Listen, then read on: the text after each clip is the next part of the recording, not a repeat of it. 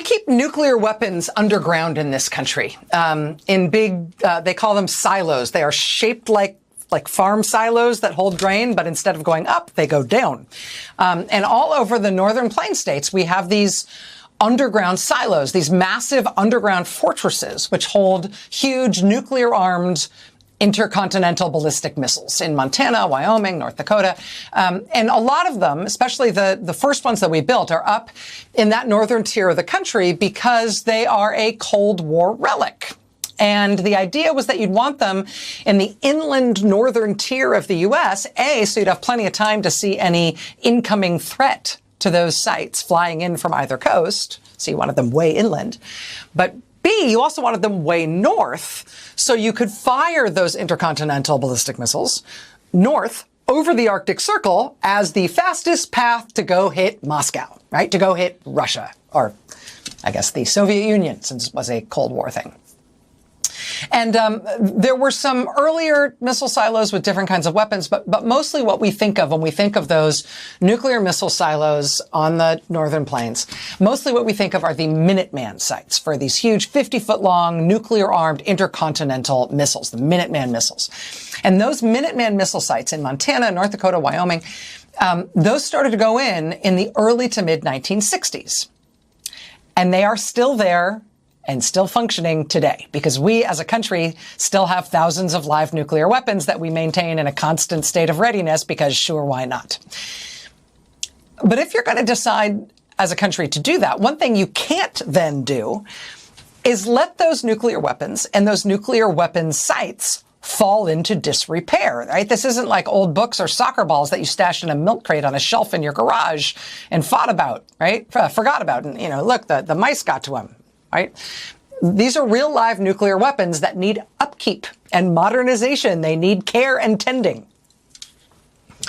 So a few months ago, there was a review of the physical condition of these decades-old silos, where to this day we keep hundreds and hundreds of these huge nuclear weapons.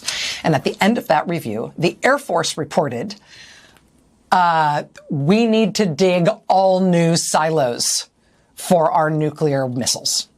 Turns out these silos we dug starting in the 1960s aren't going to last forever. They're leaking, they're crumbling, they're no place to keep live nuclear weapons and the crews that watch them and maintain them and stand ready to launch them 24 hours a day. So we need new silos. We need new physical sites for these ground-based nukes. And if that sounds expensive, you are right. But also you've got to, right? I mean, maybe we shouldn't actually have these nuclear weapons. That's an argument that might be worth having. But if we're not having that argument and we are going to keep these nuclear missiles, all these thousands of them, right, then we do have to keep them safely. If we're going to have the nukes, we've got no choice but to maintain them and upgrade them as needed to keep them safe. Right. Right. We can all agree on that. Right. Right. Well, President Donald Trump is now robbing the ground-based nuclear missiles safety and modernization budget for himself. He is robbing that budget. Quote, no one wants to discuss a mysterious $934 million transfer of funds from the Pentagon project to modernize America's aging ground-based nuclear missiles. But that amount, $934 million, was slipped into a leaky ground-launched nuclear missile system. So our aging, leaky, ground-launched nuclear missile system needs some attention, needs a little TLC, because, they're huge armed nuclear missiles under the ground in Montana and Wyoming and all over the place in silos built for them, 60 years ago.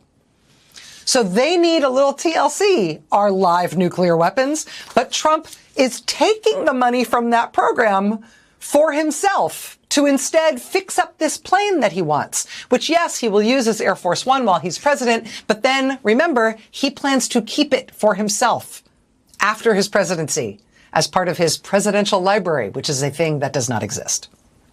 Diverting $934 million in taxpayer funds from the Pentagon for nuclear weapon safety to instead making sure he gets the gold inlay he knows he deserves on the plane he plans to take with him when he goes.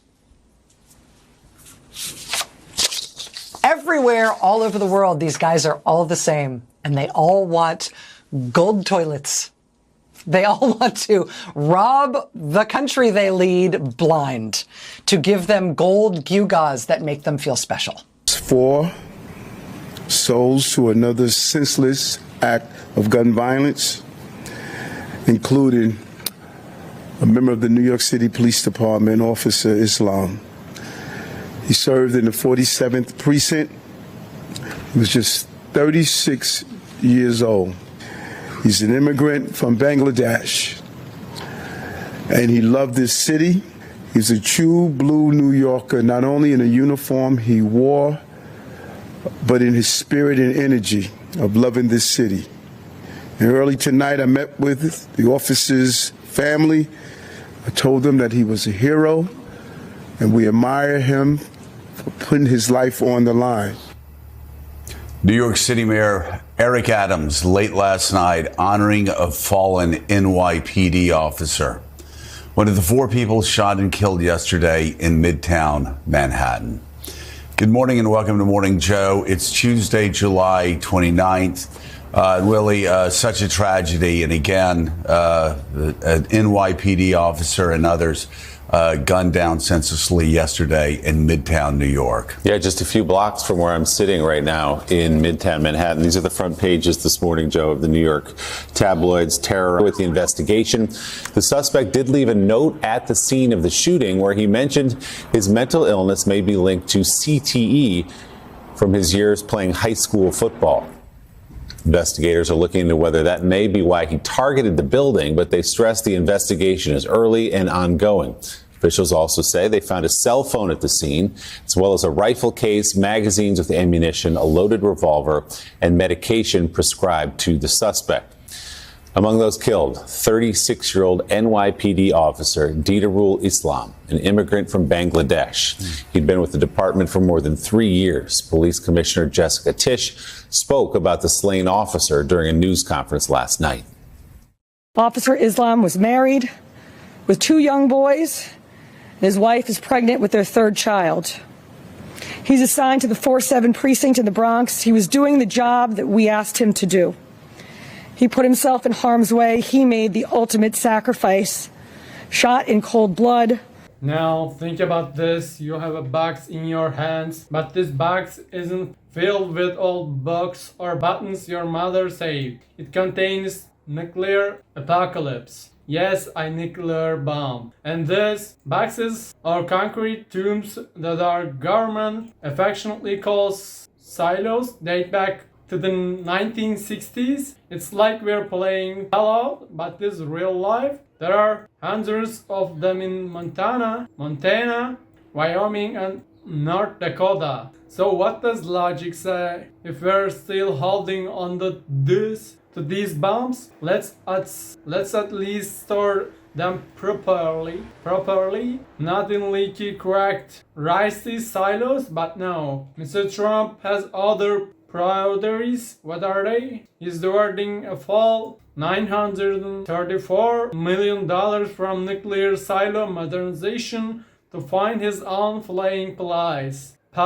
Because in a democracy, it's apparently more important for a man who thinks he's a king to sit on a gold-plated toilet, isn't it? This isn't just wasteful, it's sacrificing national security for his own ego. Remember, this man had previously stolen money from the military budget to build a border wall. We said then that the only thing crossing the border was his unlawful decisions. Now it's the same story. He said make America safe again, but it turns out what he meant was securing the upholstery of his own plane. And justice, we were discussing this scandal for people were shot in the middle of Manhattan. One of them was a 36-year-old immigrant police officer,